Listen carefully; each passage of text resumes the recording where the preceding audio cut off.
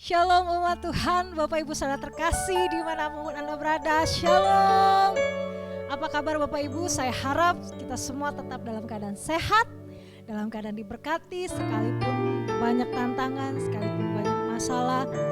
Tapi percayalah, waktu kita melangkah masuk dalam hadirat Tuhan, kita menyerahkan, kita membawa semua segala perkara di dalam tangan Tuhan. Dia akan memberikan kekuatan, Dia akan mencurahkan Roh Kudus-Nya untuk memimpin, untuk menghibur, memberi kekuatan, dan menginsafkan kita dari segala kesalahan kita.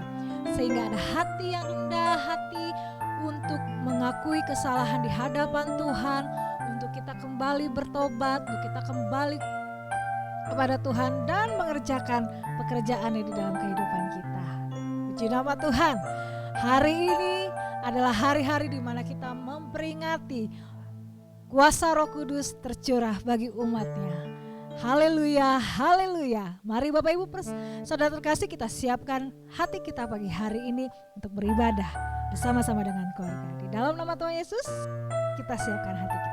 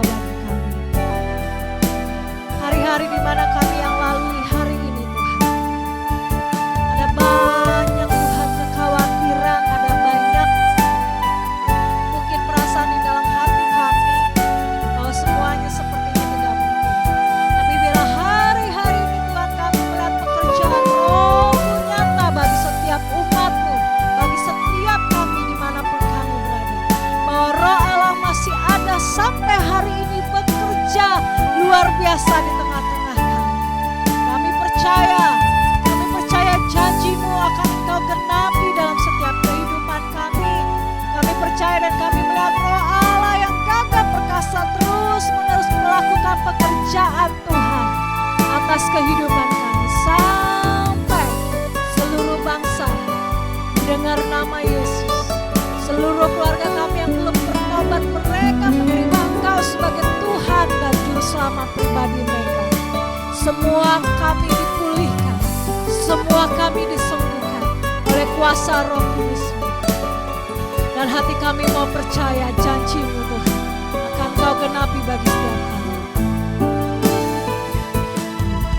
Percaya janji-Mu ajaib,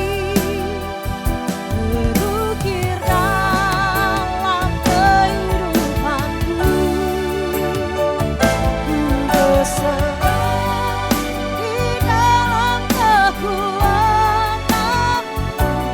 hanya Kau segalanya bagiku.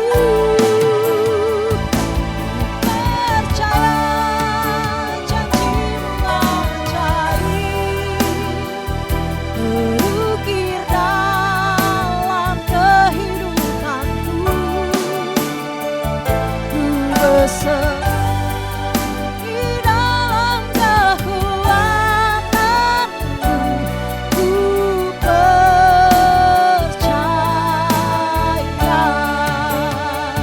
Ku berserah di dalam kekuatan-Mu. Ku percaya.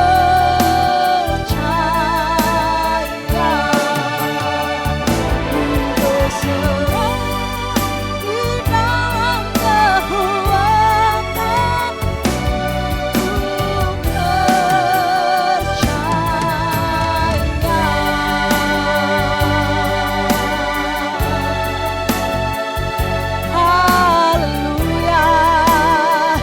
kami percaya kuasa Roh-Mu terus bekerja di tengah-tengah kami. Kami percaya, kami percaya. Haleluya. Terima kasih Tuhan, terima kasih. Haleluya, haleluya.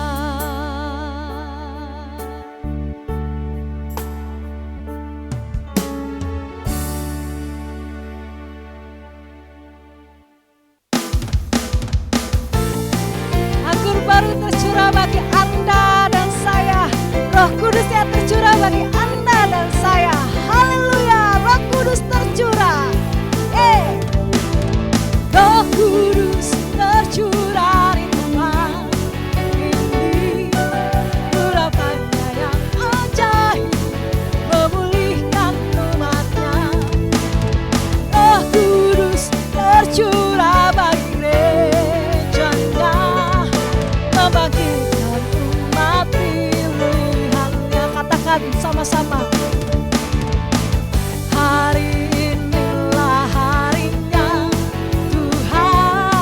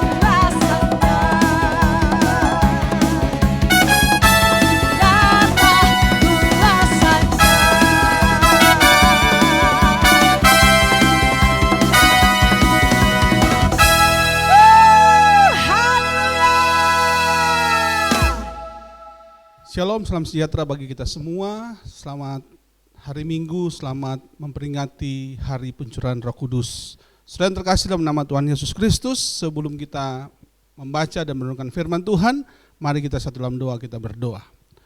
Bapa di surga, terima kasih untuk anugerah dan kebaikan-Mu Tuhan, karena besar kasih setia-Mu dalam setiap kehidupan kami.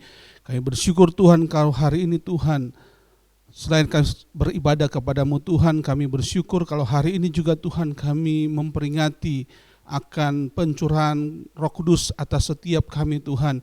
Dan biarlah lewat momen pencurahan Roh Kudus ini Tuhan, kami semakin hari mengenal Engkau dalam hidup kami.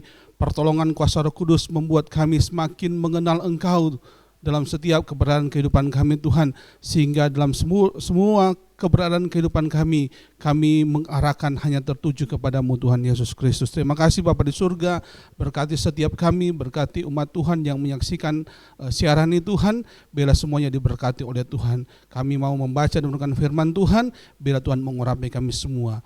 Jauhkan dari setiapnya jahat orang jahat Tuhan yang mengganggu setiap konsentrasi kami dengan firman Tuhan, kami tolak dalam nama Tuhan Yesus Kristus. Terima kasih Bapa, berkati hamba-Mu Tuhan, berkata-kata seturut dengan kehendak-Mu saja Tuhan Yesus. Kami sambut firman-Mu hanya di dalam nama Tuhan Yesus Kristus. Haleluya, amin. Saudara yang terkasih dalam nama Tuhan Yesus Kristus, pagi hari ini kita akan membaca dan merenungkan satu bagian firman Tuhan dari kitab Kisah Para Rasul, yaitu Kisah Para Rasul 2 ayat 1 sampai dengan ayatnya yang ke-13. Hari ini adalah hari yang spesial bagi setiap kita orang percaya, karena hari ini kita memperingati tentang pencurahan Roh Kudus, atau hari adalah hari Pentakosta. Demikian firman Tuhan, Kisah Rasul pasalnya yang kedua ayat 1 sampai dengan ayatnya yang ke-11. Ketika tiba hari Pentakosta, semua orang percaya berkumpul di satu tempat. Tiba-tiba turunlah dari langit suatu bunyi seperti tiupan angin keras yang memenuhi seluruh rumah di mana mereka duduk. Dan tampaklah kepada mereka lidah-lidah seperti nyala api yang bertebaran dan hinggap pada mereka masing-masing. Maka penuhlah mereka dengan Roh Kudus, lalu mereka mulai berkata-kata dalam bahasa-bahasa lain seperti yang diberikan oleh Roh itu kepada mereka untuk mengatakannya. Pada waktu itu di Yerusalem diam orang-orang Yahudi yang saleh dari segala bangsa di bawah kolong langit ini. Ketika turun bunyi itu berkerumunlah orang-orang banyak. Mereka bingung karena mereka masing-masing mendengar rasul-rasul itu berkata-kata dalam bahasa mereka sendiri. Mereka semua tercengang-cengang dan heran, lalu berkata, bukankah mereka semua yang berkata-kata itu orang Galilea? Bagaimana mungkin kita masing-masing mendengar mereka berkata-kata dalam bahasa kita sendiri, yaitu bahasa yang kita pakai di negeri asal kita. Kita orang Partia, Media, Elam, penduduk Mesopotamia, Yudea dan Kapadokia, Pontus dan Asia, Frigia dan Pamfilia, Mesir dan daerah-daerah Libya yang berdekatan dengan Kirene, pendatang-pendatang dari Roma, baik orang Yahudi maupun penganut agama Yahudi, orang Kreta dan orang Arab. Kita mendengar mereka berkata-kata dalam bahasa kita sendiri tentang perbuatan-perbuatan besar yang dilakukan Allah. Mereka semuanya tercengang-cengang dan sangat termangu-mangu sambil berkata seorang kepada yang lain, apakah arti ini? Tetapi orang lain menyindir mereka sedang mabuk oleh anggur yang manis. Adalah berbahagia mereka yang membaca dan merenungkan firman Tuhan dan melakukannya dalam kehidupan hari lepas hari. Saudara terkasih dalam nama Tuhan Yesus Kristus, hari ini kita merayakan satu momen yang spesial, momen yang krusial dalam kehidupan orang percaya atau orang Kristen. Kita sudah melalui beberapa peringatan tentang kematian, kebangkitan, lalu kenaikan Yesus ke surga, dan hari ini kita sedang memperingati tentang pencurahan Roh Kudus atau hari Pentakosta. Saudara yang terkasih dalam nama Tuhan Yesus, hari Pentakosta adalah hari yang ke-50 dari kebangkitan Kristus atau 10 hari setelah Yesus naik ke surga. Oleh karena saudara terkasih dalam nama Tuhan Yesus Kristus, ini merupakan hal yang berarti bagi setiap kita orang percaya. Karena apa? Karena dengan datangnya Roh Kudus, dengan dicurahkannya Roh Kudus kepada setiap orang yang percaya, maka Alkitab berkata bahwa setiap orang yang menerimanya diberinya kuasa menjadi anak-anak Allah. Setiap orang yang menerima Roh Kudus diberinya kuasa untuk menjadi saksi bagi orang-orang yang belum percaya, saudara. Saudara yang terkasih dalam nama Tuhan Yesus Kristus, hari Pentakosta atau hari turunnya Roh Kudus atau hari pencurahan Roh Kudus, yaitu hari di mana gereja lahir. Gereja lahir tepat 50 hari setelah kebangkitan Kristus, saudara. Oleh karena itu, saudara terkasih dalam nama Tuhan Yesus Kristus, mari kita memaknai tentang kebangkitan, tentang kenaikan, tentang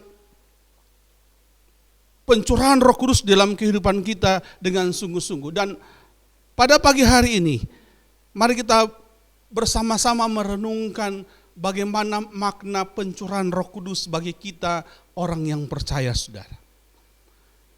Biarlah Roh Kudus yang sudah dicurahkan itu tidak sekedar mendiami kehidupan kita, tapi biarlah Roh Kudus yang sudah ada dalam kehidupan kita sebagai orang percaya itu benar-benar bermanifestasi sempurna dalam kehidupan kita dengan segala karunia-karunia yang Tuhan berikan melalui kuasa Roh Kudus dalam kehidupan kita, itu benar-benar kita mampu lakukan dalam kehidupan sehari-hari, saudara. Oleh karena itu, saudara, mari kita memaknai makna pencurahan Roh Kudus itu di dalam kehidupan kita. Oleh karena itu, pagi hari ini kita akan merenungkan apa makna dari pencurahan Roh Kudus bagi kita orang yang percaya, saudara. Yang pertama, saudara, saya ingin baca Kisah Rasul pasalnya yang pertama, ayatnya yang ke-8 berkata begini. Tetapi kamu akan menerima Roh Kudus kalau Roh Kudus turun ke atas kamu, dan kamu akan menjadi saksiku di Yerusalem dan di seluruh Yudea, Samaria, dan sampai ke ujung bumi, saudara. Makna yang pertama dari pencurahan Roh Kudus dalam kehidupan orang percaya, maka yang pertama dikatakan dalam Kisah Rasul 1 ayat yang ke-8, maka kita akan menjadi saksi bagi Tuhan. Kita akan menjadi saksi bagi Tuhan. Karena apa? Karena Dia memberikan kuasa dalam kehidupan kita. Dan kuasa itu memampukan kita untuk menjadi saksi, untuk menceritakan tentang Kristus kepada orang-orang yang belum percaya kepada Kristus. Saudara terkasih dalam nama Tuhan Yesus Kristus, menjadi saksi Kristus ini tidak sekedar sesuatu yang Tuhan katakan lalu kita tidak indahkan, saudara. Tetapi menjadi saksi Kristus itu adalah kewajiban bagi setiap orang percaya, saudara. Oleh karena itu, kalau kita baca Alkitab dalam kitab Injil-Injil, Yesus paling tidak mengulangi secara 4 kali tentang amanat agung dalam kehidupan kita. Misalnya di dalam Matius pasal 28 ayat 16 sampai 20. Di situ jelas dikatakan tentang amanat agung yang Tuhan perintahkan kepada setiap orang percaya untuk pergi melaksanakan amanat itu untuk supaya semua orang di muka bumi ini menjadi murid Kristus. Dan ke-11 murid itu berangkat ke Galilea, ke bukit yang telah ditunjukkan Yesus kepada mereka. Ketika melihat mereka menyembahnya, tetapi beberapa orang ragu-ragu. Yesus mendekati mereka dan berkata, kepadaku telah diberikan segala kuasa di sorga dan di bumi. Karena itu pergilah, jadikanlah semua bangsa muridku, dan baptislah mereka dalam nama Bapa dan Anak dan Roh Kudus, dan ajarlah mereka melakukan segala sesuatu yang telah kuperintahkan kepadamu, dan ketahuilah, aku menyertai kamu senantiasa sampai ke akhir zaman. Yesus berkata, pergilah, jadikanlah semua bangsa murid Tuhan. Ada satu perintah bagi setiap kita orang percaya. Karena apa? Karena Roh Kudus sudah turun atas setiap kita. Dan ketika Roh Kudus turun atas setiap kita, ada kuasa yang kita terima. Di dalam ayatnya yang ke-18 berkata begini, Yesus mendekati mereka dan berkata, kepadaku telah diberikan segala kuasa di sorga dan di bumi. Lalu di dalam Yohanes pasalnya yang pertama, Ya, Yohanes pasalnya yang pertama ayat yang 12 berkata begini, tetapi semua orang yang menerimanya diberinya kuasa supaya menjadi anak-anak Allah. Jadi ketika Roh Kudus dicurahkan kepada kita, kuasa itu diberikan kepada kita. Kuasa yang sama yang Yesus terima, kita juga menerima kuasa yang sama untuk pergi, untuk menceritakan kabar keselamatan dari Yesus.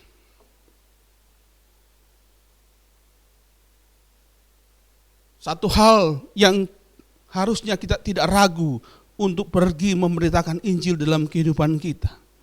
Karena ada satu janji yang Tuhan nyatakan di dalam ayat yang ke-20 bagian akhir begini, berkata begini, dan ketahuilah aku menyertai kamu senantiasa sampai kepada akhir zaman. Yesus sudah memberi kuasa kepada kita, tetapi dia juga berjanji dia akan tetap terus menyertai kehidupan kita sampai akhir zaman. Sehingga tidak ada alasan bagi kita seharusnya untuk tidak memberitakan Injil, untuk tidak menjadi saksi bagi orang-orang yang belum percaya kepada Kristus.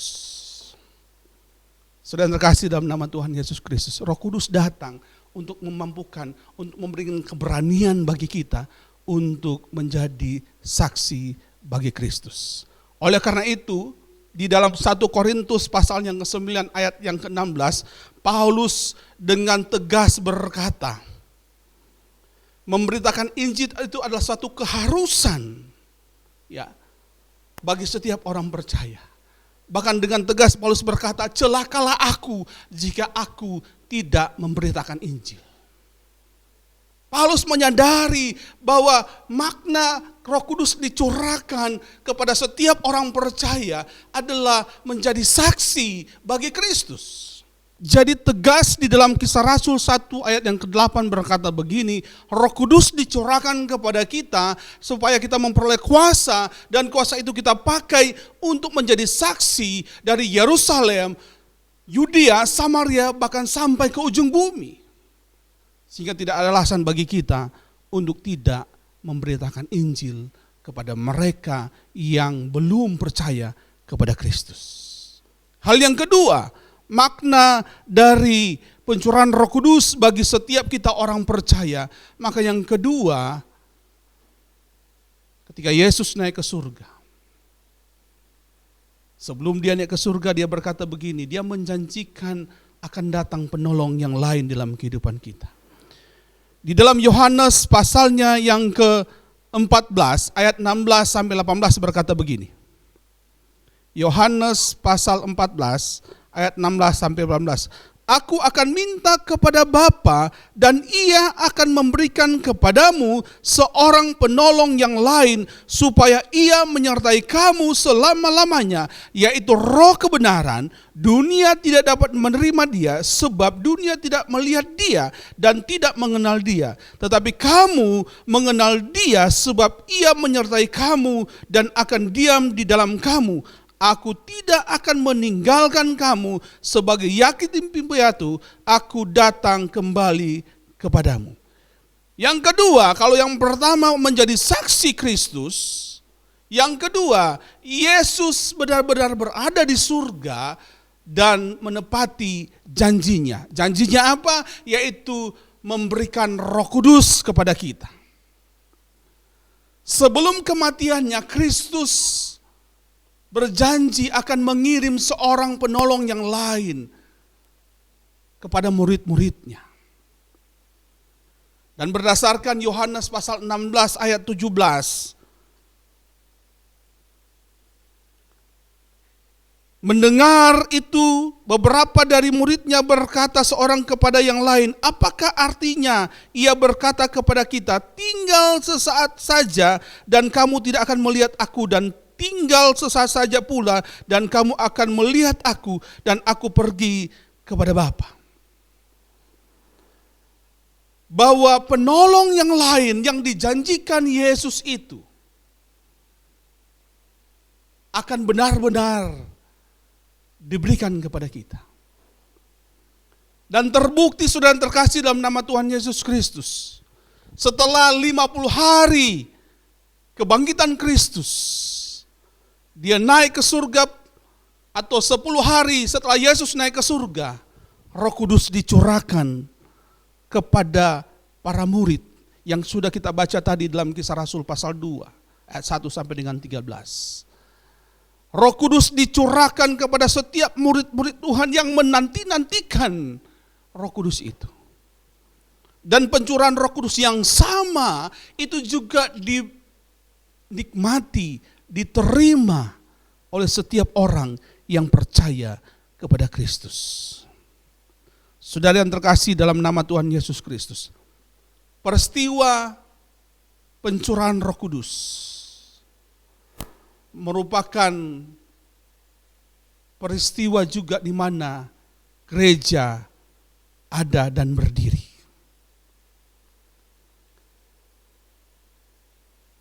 Dan mulai gereja memanifestasikan kuasa Roh Kudus di dalam kehidupan mereka. Kita lihat cerita dalam Kisah para Rasul pasal 3, pasal 4, pasal 5 dan seterusnya, saudara. Kita melihat bagaimana para rasul setelah menerima kuasa Roh Kudus, para murid Yesus setelah menerima kuasa Roh Kudus, mereka semakin giat dalam pelayanan. Bahkan demonstrasi dari karunia-karunia Roh Kudus itu terlihat jelas dalam setiap pelayanan yang dipercayakan Tuhan kepada para murid Yesus. Rasul Petrus dalam pelayanan khotbahnya, sekali khotbah, ribuan orang bertobat. Paulus dalam pelayanannya sanggup menyembuhkan orang sakit. Bahkan para rasul sambut membuat orang yang mati bisa bangkit. Yang tuli mendengar, yang buta melihat, yang bisu bisa berbicara. Manifestasi kuasa Roh Kudus itu benar-benar terjadi di dalam setiap kehidupan orang-orang yang percaya kepada Kristus.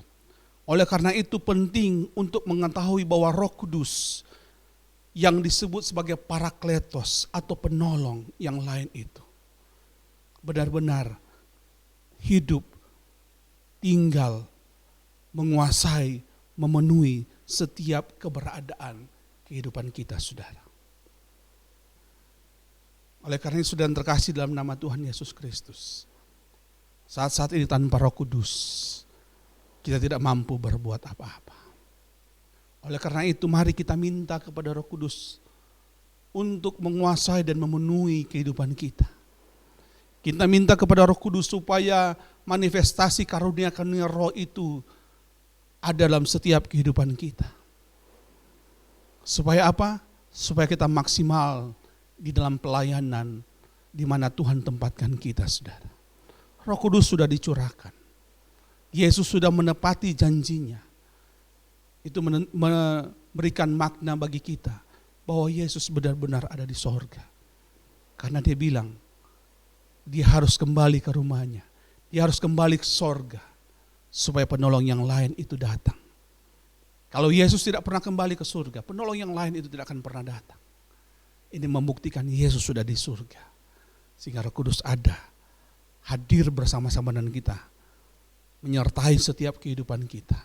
Menyertai setiap pelayanan yang dipercayakan kepada kita. Itu juga sekaligus menggenapi apa yang Yesus katakan di dalam kisah Matius pasal 28 tadi, dan ketahuilah aku menyertai kamu sampai kesudahan zaman. Yang menyertai kita melalui kuasa Roh Kudus. Yang ketiga, saudara,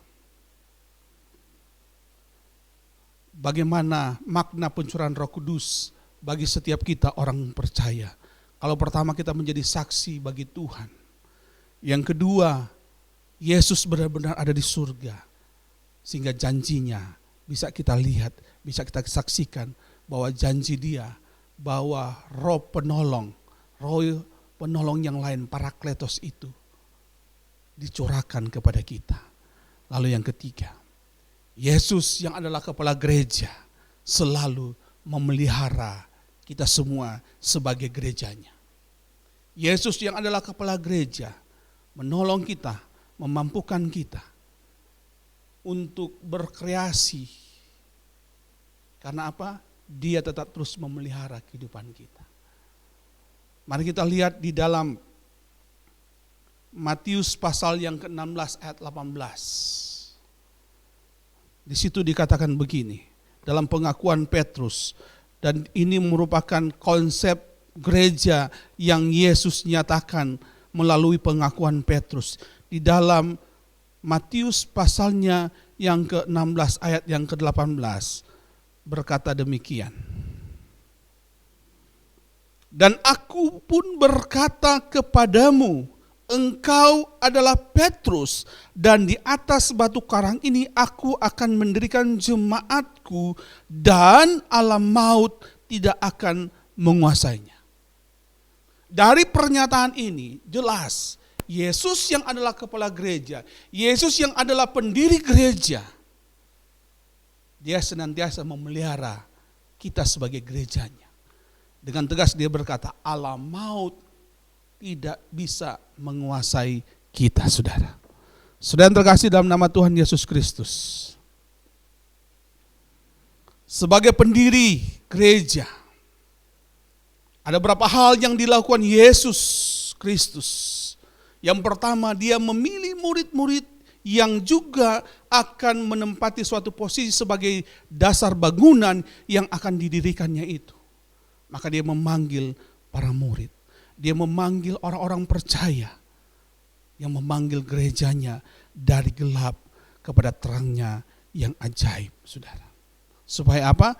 Supaya melalui gereja, terang kemuliaan Kristus itu bisa sampai kepada orang-orang yang belum percaya.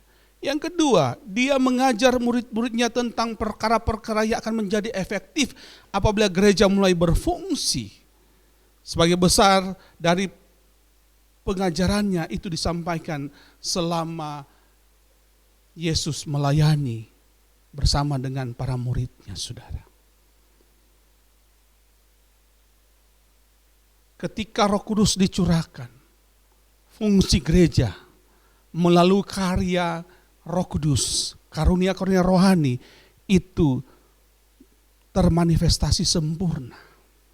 Oleh karena itu, saudara terkasih dalam nama Tuhan Yesus Kristus, pergunakan setiap karunia rohani yang Tuhan percayakan kepada kita. Supaya apa? Supaya melalui karunia rohani itu, kita sebagai gereja menghasilkan buah, dan buah itu tetap di dalam kehidupan kita, saudara. Melalui kuasa Roh Kudus itu, kita benar-benar berfungsi sebagai gereja yang adalah orang-orang yang tadi dipanggil dari gelap kepada terangnya yang ajaib. Sebagai gereja, kita menjadi suratan Kristus yang terbuka, sehingga banyak orang bisa membaca dan melihat ada terang kemuliaan Kristus terpancar dari segala kehidupan kita, saudara. Saudara yang terkasih dalam nama Tuhan Yesus Kristus.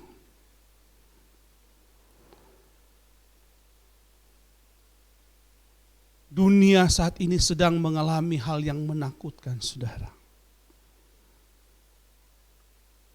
Dunia saat ini sedang dilanda dengan satu wabah yang membuat orang-orang menjadi takut. Saat inilah gereja harus benar-benar menunjukkan fungsinya untuk bisa bermanfaat bagi orang banyak, saudara. Sebagai gereja, saudara terkasih dalam nama Tuhan Yesus Kristus, kita hadir untuk memberikan sukacita, damai sejahtera, memberikan rasa aman kepada orang-orang yang mengalami ketakutan. Sebagai gereja, mari kita hadir di saat-saat ini untuk memberikan penghiburan kepada mereka yang lemah, kepada mereka yang merasa takut, mereka yang merasa lindung dalam kehidupan mereka. Mari gereja hadir untuk memberikan kepada mereka sukacita, damai sejahtera itu. supaya gereja berdampak bagi sekeliling kita. Wabah COVID-19 telah membuat dunia ini mengalami perubahan, dan perubahannya itu sangat drastis, saudara. Tetapi sebagai gereja, mari kita teguh berdiri bersama dengan Tuhan, karena ada janji Tuhan penyertaannya sempurna dalam setiap kehidupan kita sampai kesudahan zaman, saudara. Bukan berarti kita petang-petenteng, kita tidak hidupnya sembrono karena kita merasa ada kuasa Roh Kudus, saudara, tidak. Tapi kita harus benar-benar fokus kepada Tuhan. Minta kepada Tuhan perlindungan yang sempurna daripada Tuhan. Supaya apa? Supaya juga kita terhindar dari wabah ini, saudara. Bahkan kita bisa menjadi saksi kepada mereka, saudara. Supaya mereka melihat bahwa Kristus adalah penolong yang sejati. Kristus adalah satu-satunya jalan keluar dari setiap masalah. Oleh karena itu, saudara yang terkasih dalam nama Tuhan Yesus Kristus, biarlah Roh Kudus yang sudah dicurahkan dalam kehidupan kita ini, kita benar-benar memaknai dalam kehidupan kita. Bahwa Roh Kudus tidak saja berdiam diri dalam kehidupan kita, tapi dia memenuhi dan menguasai kehidupan kita.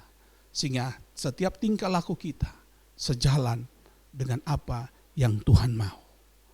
Biarlah melalui momen perayaan memperingati pencurahan Roh Kudus ini, kita sebagai orang percaya semakin melekat erat dengan Tuhan. Karena apa? Ada Roh Kudus, penolong yang lain, Parakletos itu sudah hadir datang ke dunia ini. Bahkan dia ada dalam setiap keberadaan kehidupan kita. Tuhan Yesus memberkati kita semua. Amin. Mari kita berdoa. Bapa di surga, terima kasih Tuhan Yesus. Di momen yang spesial memperingati tentang pencurahan Roh Kudus dalam kehidupan orang percaya, Tuhan Yesus. Biarlah lewat momen ini Tuhan, kami boleh memaknai pencurahan Roh Kudus dalam kehidupan kami orang percaya. Bahwa kami harus menjadi saksi Kristus, pergi menjadi saksi, menjadikan semua bangsa murid Tuhan. Kami tahu Tuhan Engkau ada di surga, karena Roh Kudus, penolong yang lain itu sudah dicurahkan bagi kami. Dan kami tahu Tuhan Yesus, Engkau yang mendirikan gereja itu, dan Engkau tetap terus memelihara gereja-Mu Tuhan. Karena Engkau bertanggung jawab atas setiap kami Tuhan Yesus Kristus. Berdoa dalam nama Yesus Tuhan. Bila setiap anak Tuhan yang ada di tengah-tengah dunia ini, bahkan yang ada di Indonesia, khususnya di kota kami Jakarta Tuhan Yesus. Berdoa dalam nama Yesus Tuhan, biarlah lewat momen perayaan memperingati pencurahan Roh Kudus ini Tuhan, kami semua penuh dengan kuasa Roh Kudus. Kami penuh dengan Roh Kudus Tuhan. Sehingga kami punya keberanian yang sungguh lagi Tuhan, untuk menjadi saksi-Mu Tuhan di tengah-tengah dunia ini. Khususnya kota kami yang kami cintai ini Tuhan. Sehingga nama-Mu dipermuliakan atas kota kami ini Tuhan Yesus Kristus. Terima kasih Bapa di surga, terima kasih Tuhan. Biarlah manifestasi kuasa Roh Kudus, manifestasi karunia-karunia Roh Kudus itu ada dalam setiap kehidupan kami Tuhan. Dan kami menggunakan setiap karunia Roh Kudus itu dengan maksimal dalam kehidupan kami Tuhan Yesus. Sehingga pelayanan kami menjadi saksi di tengah-tengah kehidupan orang-orang yang tidak percaya Tuhan. Dan melalui kami, mereka menjadi percaya kepada Engkau Tuhan. Terima kasih Bapa di surga. Berdoa Tuhan, bila setiap anak-anak Tuhan Engkau tetap terus menjaga, memberikan keberanian bagi mereka Tuhan. Karena ada janji Tuhan, Engkau menyertai kami senantiasa sampai kepada kesudahan zaman. Engkau berkata, kalau Roh Kudus turun atas kami, ada kuasa yang Engkau berikan dalam kehidupan kami. Dan kuasa itu kami gunakan untuk kemuliaan nama-Mu Tuhan Yesus Kristus. Terima kasih Bapa di surga. Kami percaya Tuhan, kami semua berada dalam kebaikan-kebaikan Tuhan. Terima kasih Bapa di surga, terpuji nama-Mu Tuhan, dalam nama Yesus kami berdoa dan mengucap syukur. Haleluya. Amin. Sedang terkasih dalam nama Tuhan Yesus Kristus, kita akan mengakhiri ibadah kita. Angkatlah kedua tanganmu dan terimalah berkat Tuhan. Kasih karunia damai sejahtera yang melimpah-limpah dari Bapa di surga, cinta kasih sayang Tuhan kita Yesus Kristus, penyertaan kuasa Roh Kudus menyertai kita mulai hari ini sampai Tuhan menjemput kita kali yang kedua, bahkan sampai selama-lamanya. Amin. Tuhan Yesus memberkati. Selamat hari Minggu.